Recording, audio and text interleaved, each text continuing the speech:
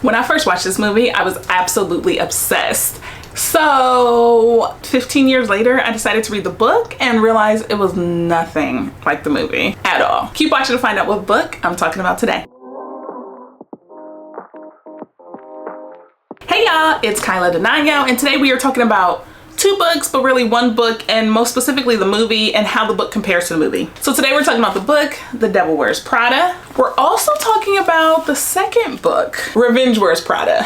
It's not exactly the same, right? Lauren Weisberger had a very specific image in mind, and the scriptwriters for the movie, they definitely painted Andy in this really sweet way. The book, not so much, right? Andy was very much so a Miranda. We love the Devil Wears Prada movie. We love Anne Hathaway. Oh my gosh. We love Miranda, we love Emily, we love all of it. Very different. So in the movie, you're following Andy Sachs. Love her. She gets a job at this big beauty brand, fashion brand magazine. That part is true. She has a boyfriend. True.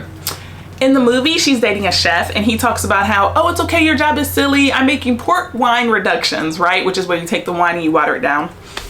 In the book, she's dating a teacher. This guy basically works for like Teach for America and is helping disabled youth learn to read. That makes Andy a huge bitch in the book. In the movie, you see that Andy connects with two of her friends. She connects with Lily and she connects with this guy named Doug. They're typically hanging out with the boyfriend as well. Lily exists in the book. Lily has a huge drinking problem in the book. Lily is also a graduate student or earning a PhD. She also moves in with Lily in the book, and the day that she moves in, Lily doesn't show up because Lily is in jail from having a DUI. Your friend is failing classes, compulsively drinking, going through all this hard stuff, and you still decide to go to Paris. The movie makes Andy this person who just is ambitious and wants to get ahead, and she just happens to start working at this fashion magazine, and ta-da!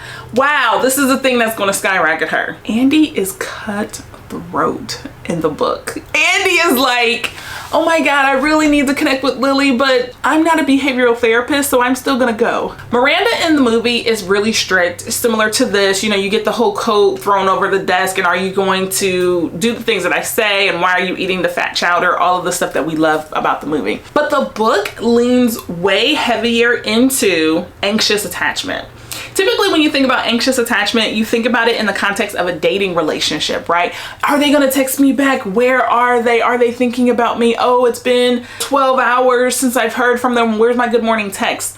That kind of anxious attachment where you're attached to the drama is big in the book. So the book is really heavy in that like pulsating, like when I even hear the shrill of the phone, oh my goodness, my life is over. The movie, Andy is more annoyed. The book, it's definitely like she had on blinders and all she could see was Miranda and Emily, right? And so in the movie, we talk about Andy and how she didn't go to law school because she decided to work for Runway. And remember, the dad comes into town and they go out on the town fair, and Miranda keeps calling her. We see a lot more of the mom. We also hear about the dad and how they love to play Scrabble, so that part tracks. But also, Andy has a sister who moves to Texas and has a whole child while Andy is working at Runway. Do you think Andy went to see the baby? Do you think Andy asked her sister about the baby? Andy is busy. So watching the movie, you're just like, oh, it's okay.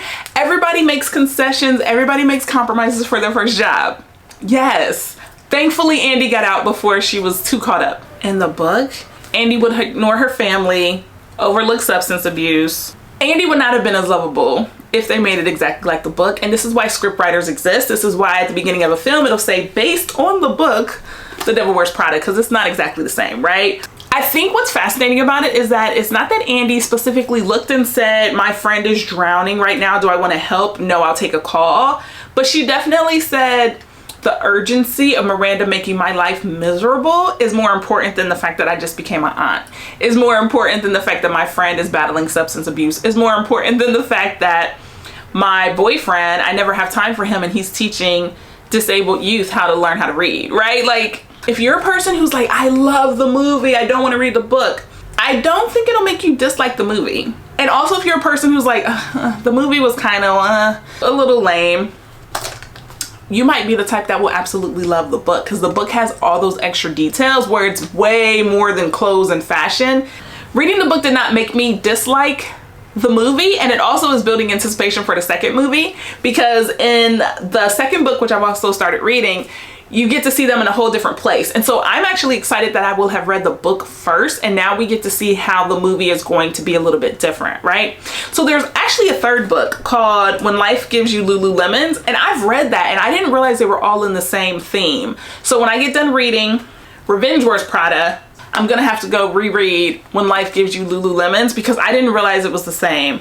Man, I really hope that main character isn't called Andy Sachs. Because I read the book and I didn't realize it was all the same. I just went through a period where I was like reading everything from Lauren Weisberger, and that was when I grabbed it. So would I reread this?